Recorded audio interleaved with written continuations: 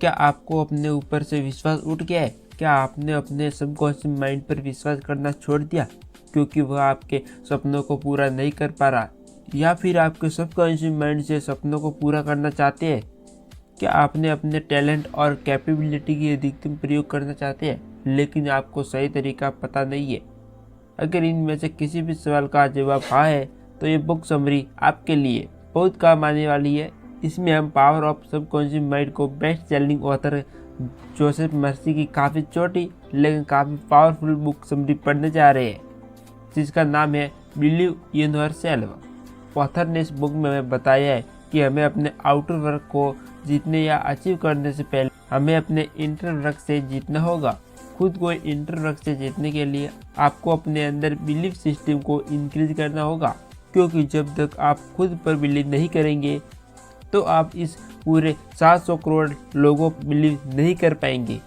हम सभी लोगों के पास एक कुदरती शक्ति होती है, लेकिन हम उसी शक्ति को तब महसूस करते हैं जब हम अपने दिमाग से चीज़ों को समझने और देखने का तरीका बदलते हैं। यही वह शक्ति है जिसे हमारे मन में विश्वास आता है।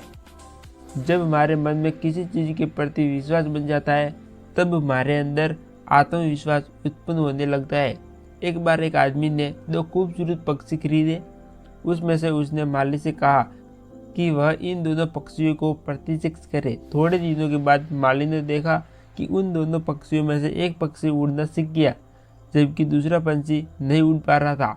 मतलब उसने कभी कोशिश भी नहीं की थी। वो हमेशा डाली पर बैठता रहता। माली उस पंछी को उड़ना सिखाने की बहुत कोशिश करता, लेकिन कोई फायदा नहीं हुआ। एक दिन जब माली ने उस दोनों पंछियों को आसमान में उड़ते हुए देखा तो वह बहुत आश्चर्य में पड़ गया। उसने माली से पूछा, तुमने ऐसा कैसे किया? तब उस माली ने कहा, मैंने इस पंछी को उड़ाने के लिए कई प्रयास किए, कभी उड़ने की कोशिश भी नहीं करता था, इसलिए मैंने उस डाली को काट ही दिया जिस पर यह बैठा करता था। ठीक उसी प्रकार ज़्यादातर इंसान हमेशा अपने दुखों के साथ चिपके रहते हैं। वह कभी ये सोचता ही नहीं था कि इन दुखों के बिना जिंदगी कैसी होती है। हर इंसान की ज़िंदगी में दुख आता है, नकारात्मक सोच उस पर हावी हो जाती है। उस समय उसको न अपने आप पर, न दूसरों को लोगों पर, न ब्रह्मांड की शक्ति पर विश्वास हो रहता है।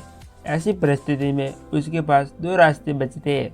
पहला, वह अपने मन की बात मानकर निराश के समुद्र में डूबा रहे।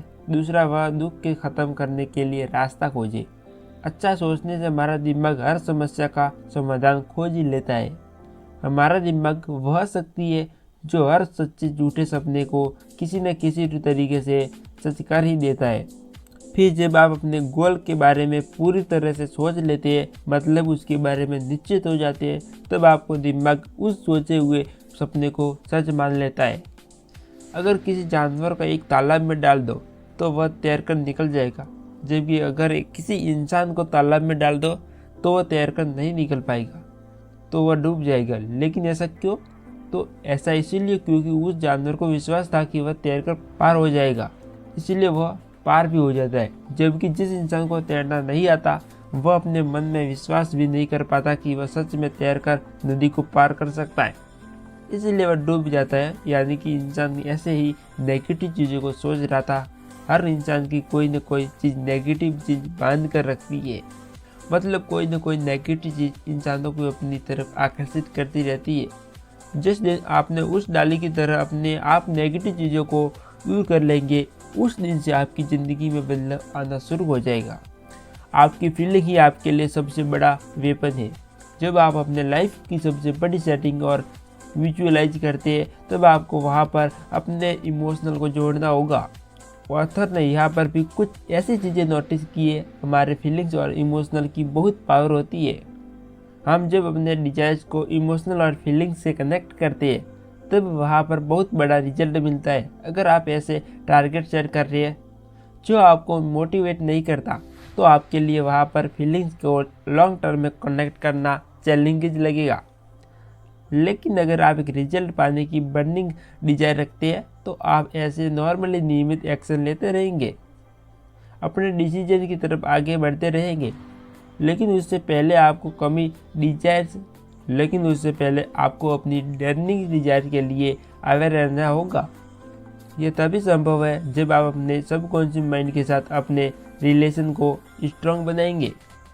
एक बार ऑथर ने ग्रेट बिजनेसमैन से मिले। उस ग्रेट बिजनेसमैन ने ऑथर से बताया कि उसे कैसे अपने बिजनेस की शुरुआत एक छोटे से स्टोर से की थी। उसने कहा कि वह बड़े बड़े सपने देखता था। वह बहुत ही बड़ा ड्रीमर था।